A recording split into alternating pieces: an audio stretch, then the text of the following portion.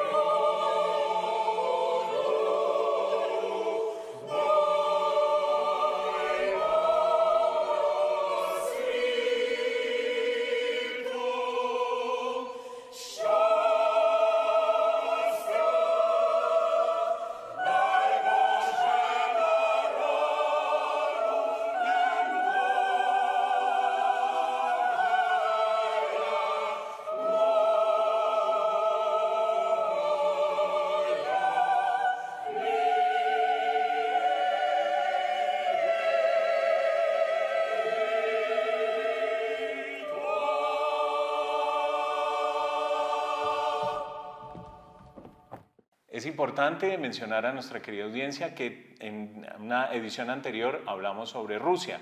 En ese momento no había empezado, digamos, el conflicto directo entre Rusia y Ucrania. Hacemos esa salvedad para que lo tengan en cuenta. Por supuesto, nuestro principal llamado es a la oración por esta región y por estos países. Por eso vamos a encomendarnos, y como lo hacemos siempre, encomendamos nuestra audiencia, encomendamos este programa al Buen Pastor. Y por eso vamos a hacer la oración al Buen Pastor. Señor Jesucristo, como el Buen Pastor, diste tu vida por toda la humanidad. Tú nos has llamado personalmente a cada uno de nosotros para servir a los cristianos que sufren y son perseguidos. En ellos, tú continúas tu pasión por la redención del mundo. Es una gracia llevar la cruz con ellos.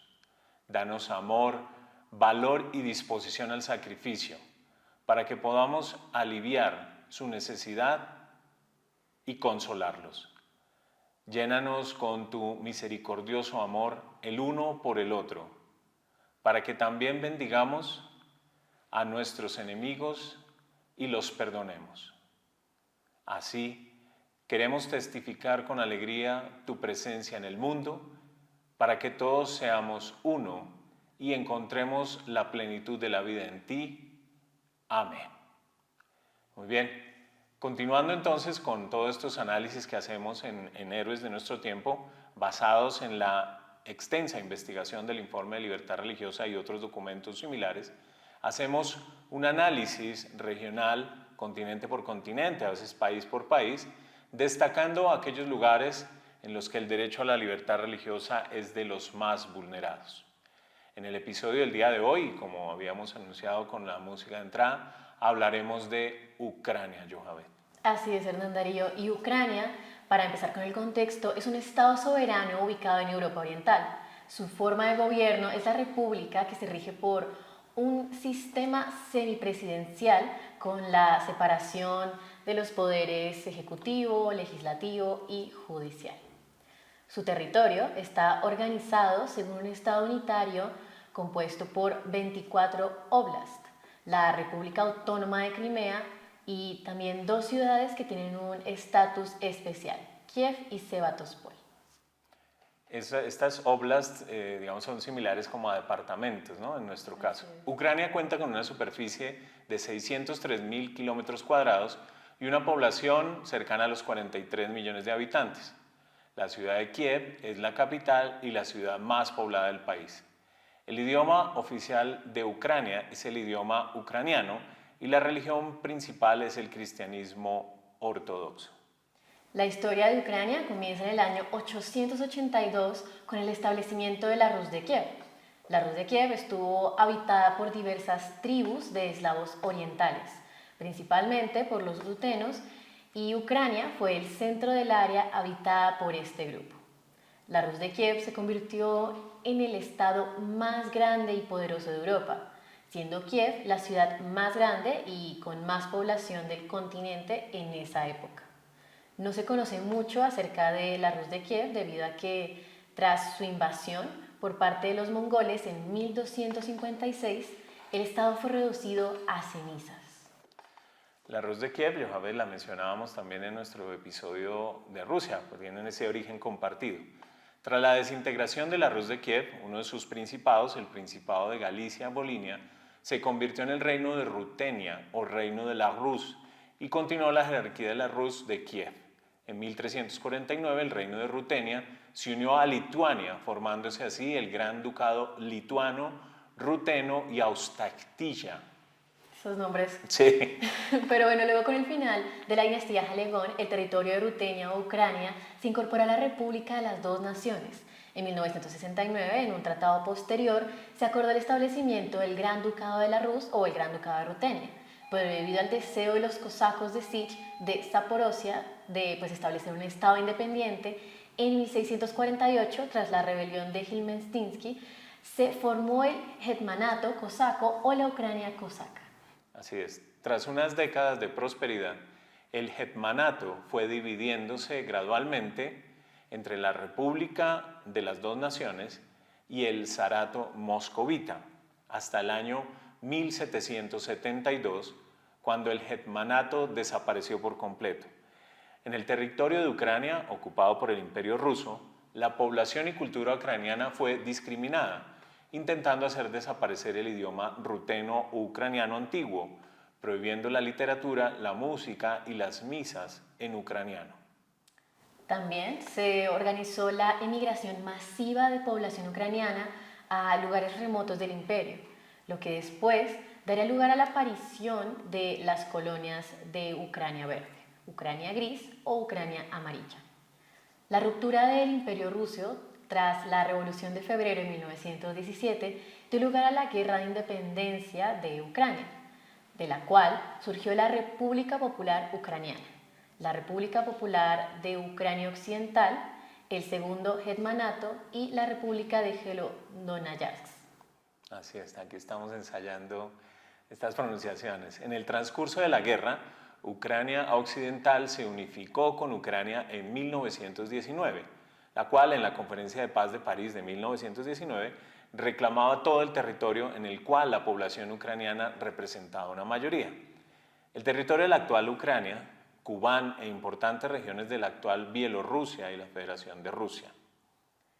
Bueno, después como resultado de la Guerra de Independencia, la República Popular Ucraniana fue derrotada y su territorio fue repartido principalmente entre Polonia y la Unión Soviética, que asignó un muy reducido territorio a la República Socialista Soviética, la RSS, de Ucrania en 1921.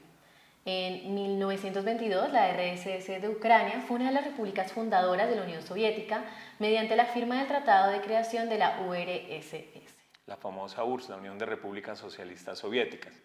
En la época de la Unión Soviética, entre 1922 y 1991, fue en la mayor medida en que el Imperio Ruso, la población ucraniana, fue afectada con limpiezas étnicas, como el Holodomor en 1933, donde murieron entre 4 y 12 millones de ucranianos, y el idioma ucraniano fue suprimido en gran medida en los años siguientes de la rusificación de Ucrania, razón por la cual hay tantos rusohablantes en Ucrania en la actualidad incluso. Así es. El movimiento nacionalista ucraniano pasó a la clandestinidad, teniendo importancia entre los años 1942 y 1956 con el ejército insurgente ucraniano, que intentó establecer un Estado independiente, combatiendo a la invasión nazi y a los soviéticos sin éxito. En 1945, la RSS de Ucrania se convirtió en uno de los miembros fundadores de la ONU. De la Organización de Naciones Unidas. Ucrania se convirtió entonces en un Estado independiente el 24 de agosto de 1991, es muy joven, tras el intento de golpe de Estado en la Unión Soviética que condujo finalmente a la disolución de la Unión Soviética en diciembre del mismo año, del 91. Desde entonces está en un proceso de transición, de descomunización hacia una economía de mercado y un Estado democrático. Este proceso, por supuesto, llevó a una inmediata depresión económica en la década de los años 90. En esa década también afectó a gran parte del territorio soviético, Johanna. Así es, y con el comienzo del siglo XXI, Ucrania comenzó a recuperarse económicamente y empezó a moverse hacia una democracia libre, con manifestaciones como Ucrania sin Kuchma en 2001 y la Revolución Naranja en 2004. Hasta 2007, la economía de Ucrania creció sosteniblemente, siendo uno de los países más prometedores en cuanto a crecimiento económico. Sin embargo, a partir de la gran recesión de 2008, padeció una segunda depresión económica.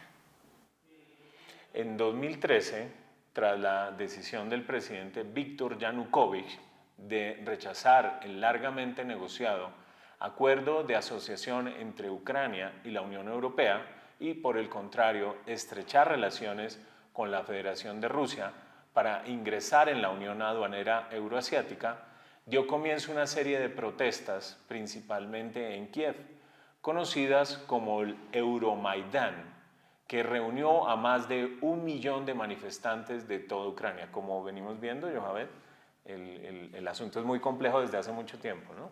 Así es, y debido a las crecientes tensiones entre los manifestantes y las fuerzas especiales antidisturbios en esa época, los Berkuts, que culminaron con el fusilamiento de estudiantes, empezaron enfrentamientos que dejaron centenares de muertos. Luego, con el éxito de los manifestantes del Euromaidán, Víktor Yanukovych y su gobierno huyeron a la Federación de Rusia. Sí. Tras la huida de Yanukovych, la Rada Suprema tomó el control del país, de Ucrania, y Oleksandr Turchinov asumió la coordinación del gobierno y la presidencia del Parlamento. Ucrania se encontraba totalmente desestabilizada y sus fuerzas armadas se encontraban incomunicadas, situación que fue aprovechada por la Federación de Rusia para ocupar y anexar Crimea y empezar una operación híbrida para ocupar el sureste de Ucrania, lo que dio lugar a protestas prorrusas en Lugansk, Donetsk, Kharkov, Odessa, Dnipro y otras ciudades del este de Ucrania que hoy en día escuchamos mencionar tanto, Johanna. Y luego, tras la elección de un gobierno interino, Oleksandr Turchinov decidió no organizar y movilizar a las Fuerzas Armadas para recuperar a Crimea debido a que solo contaba con 5.000 soldados, por lo que se decidió desplegar al ejército en el resto de las fronteras de Ucrania por riesgo a una posible invasión rusa. Con el auge de las protestas en Lugansk, Donetsk y Kharkov, los separatistas prorrusos declararon la independencia respecto de Ucrania, lo que dio comienzo a la guerra en el Donbass el 6 de abril del 2014. Así es. Como decíamos ahora, ha venido el conflicto desde hace mucho. Ante la debilidad de las Fuerzas Armadas de Ucrania al principio de la guerra, el Frente Ucraniano estaba formado principalmente por voluntarios hasta la elección de Petro Poroshenko en las elecciones presidenciales de 2014, cuando las Fuerzas Armadas empezaron a movilizarse. Las tropas ucranianas consiguieron recuperar la mayor parte del territorio ocupado por los separatistas. Y bueno, luego con la firma del protocolo de Minsk a finales de 2014, el conflicto se congeló, aunque los disparos no cesaron, cobrándose la vida de más de 13.000 ucranianos. Desde entonces, las Fuerzas Armadas de Ucrania están siguiendo un proceso, digamos que, de modernización según los patrones de la OTAN, siendo en 2019 el tercer ejército más grande de Europa, con un personal total de 1.240.000 soldados.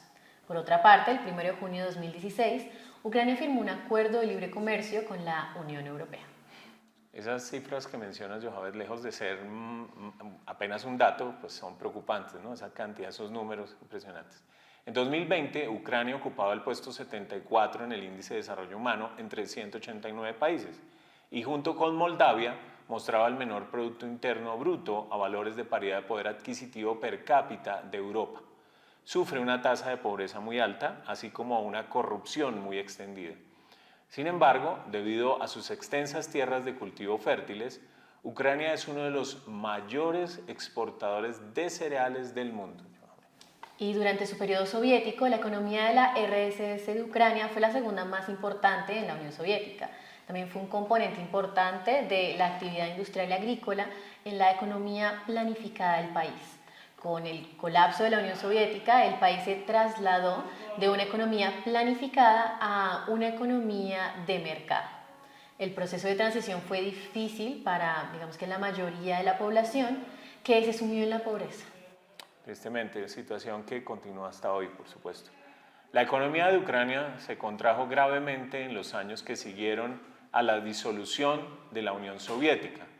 Un gran número de los habitantes de la zona rural sobrevivieron gracias al cultivo de sus propios alimentos, trabajando a menudo en 2 o más puestos de trabajo y cubriendo las necesidades básicas por medio de la economía de trueque. Ahora, en Donbass, el área fronteriza en el este de Ucrania, donde se inició ya en 2014 un conflicto, sigue bajo fuego cruzado. La población civil es testigo y víctima, como siempre, de un conflicto que se ha cobrado la vida de más de 4.000 personas en ambos bandos, las tropas ucranianas y los separatistas rusos. Atendamos a la nota que realizó ACN España al respecto. Nos vamos hasta la capital ucraniana para conocer de primera mano la situación de este país, de Ucrania, olvidado, muy olvidado, que está sufriendo muchísimo y que para ayuda a la Iglesia necesitada pues siempre ha sido prioritario y dando siempre soporte de emergencia, sobre todo al principio de esta crisis. Allí nos está atendiendo ahora la hermana María Mayo Justel, que es religiosa dominica. Bienvenida, hermana, al programa Perseguidos pero no olvidados de ayuda a la Iglesia necesitada. Gracias. Continúan los enfrentamientos en Ucrania, aunque no salgan en los medios de comunicación, sí. Aunque parezca que está olvidado, ¿no?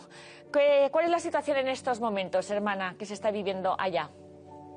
Pues en este sentido de la guerra continúa todo a lo largo, no solamente del Donbass, sino a lo largo de todas las fronteras, incluso las del oeste, con Transnistria en Moldavia. Las consecuencias de esto pues es una degradación económica y continuada, económica, civil, incluso en las mismas relaciones y en la desesperanza. Una guerra encallada, prácticamente. Sí, hermana. ¿Cuáles son las consecuencias que está dejando esta guerra en la población civil y cómo está ayudando a la Iglesia en la medida de lo posible?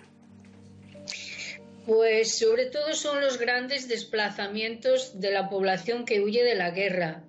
Y la población más vulnerable, lo que son los niños, lo que son ancianos, que incluso, sobre todo en las zonas fronterizas, tiene muchísima dificultad porque continúan siendo ucranianos, las fuerzas son insurgentes y están al lado, para cobrar su pensión tienen que acercarse a la frontera de Ucrania y los puentes y las fronteras están deteriorados y no se arreglan por cuestiones de la guerra, porque favorecen a la guerra.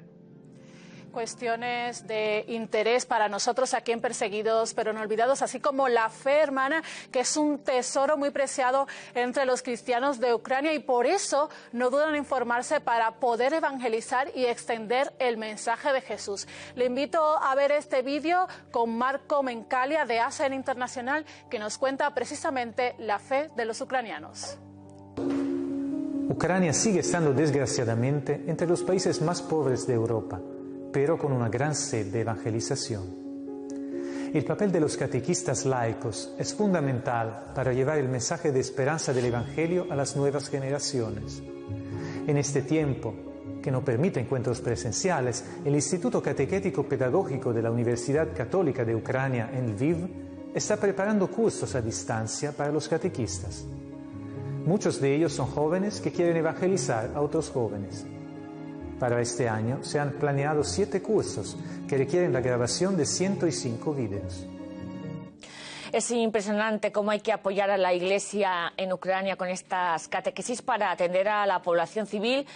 Hermana, porque uno de los mayores problemas de esta sociedad ucraniana es el alcoholismo. ¿Cómo está afectando a las familias, a los niños y a los adolescentes especialmente, no?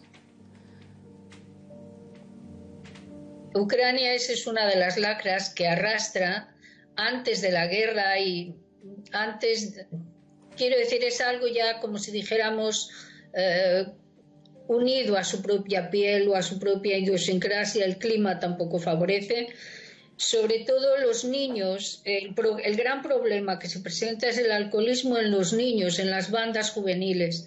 Precisamente en este sentido ha sido la creación también de nuestro centro, tratando de ayudar a... Nosotras estamos en Kiev, no estamos en el Donbass, pero sí tenemos aquí muchísimos refugiados, mucha gente que sigue huyendo de la guerra. En la formación de catequistas y este deseo de fe, los padres traen aquí a sus hijos, la mayoría para que les hablemos de Dios, aunque muchos... todavía, pues por la situación del comunismo, han quedado heridos. Sin embargo, el deseo de Dios es tan grande que hay un resurgir profundo. Cada año nos sorprende el deseo de familias unidas, el deseo de fe, y este problema del alcoholismo que va destruyendo, que heredado, pero que va destruyendo hasta los pilares más propios de la sociedad, y que los niños lo perciben en sus casas, lo viven, incluso a veces son ellos los que ayudan a sacar adelante a sus propios padres. Y ante este deseo de Dios y ante la difícil realidad que usted nos comenta, hermana, vosotras ofrecéis ayuda y acompañamiento en vuestra casa de acogida. Cuéntenos cómo es esa labor que realizáis con los niños y jóvenes a los que acogéis con tanto cariño.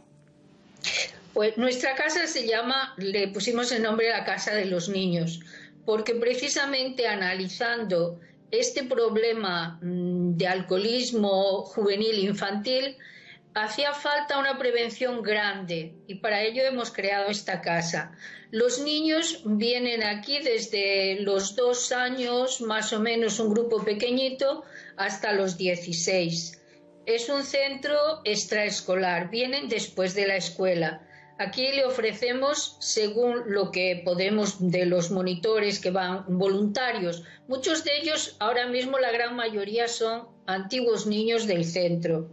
Le ofrecemos lo que más nos piden, una educación ecuménica, porque aquí vienen creyentes, no creyentes, protestantes, ortodoxos, católicos. Tenemos unos 30 más o menos en un grupo que este año es de 150 por el COVID, pero tenemos muchísimos en lista de espera y es una pena no poder dar acogida a todos. Y piden español, tenemos teatro, tenemos oración. Los niños y los mayores, los padres, es algo impresionante el deseo de Dios, que a veces no saben ni decir qué es lo que sienten. En una misa con el nuncio que tuvimos en Navidad, al terminar decían unas madres: nunca habíamos estado en una misa católica, pero jamás he podido saber ni experimentar la felicidad y la paz que siento aquí. Esto de verdad que podría decirse para mí que es lo que yo imagino que pueda ser el cielo. En general nuestros niños son unos niños alegres, se nota muchísimo lo que decía, los que son de familias alcohólicas, hay un cuidado especial y mucho cariño por ellos. Ese cariño los niños lo sienten, se nota en su manera de reaccionar y en todo. Pues, hermana, muchísimas gracias por el trabajo que están haciendo. Me impresiona, la verdad. Se me coge el corazón hablar de este alcoholismo en la edad infantil. Pero me quedo con este deseo de Dios que ustedes están viendo allá en Kiev y que todas las familias se lo expresan abriendo este centro para todos los niños de distintas confesiones. Muchísimas gracias por su trabajo, hermana María Mayo, religiosa dominica desde Kiev, Ucrania. Y no nos olvidamos de ustedes ni de todos nuestros hermanos de Ucrania que sufren esta guerra olvidada en Occidente o callada, que no sabemos bien si efectivamente hay intereses al respecto. Con el testimonio de la hermana María Mayo concluimos este primer segmento de Ucrania en Héroes de Nuestro Tiempo. Muchas gracias por su compañía y su sintonía. Los esperamos en nuestra siguiente emisión por nuestros canales de YouTube. No olviden suscribirse, darle a la campanita para que puedan recibir todos los recordatorios de nuestros contenidos. Muchas gracias. Dios los bendiga.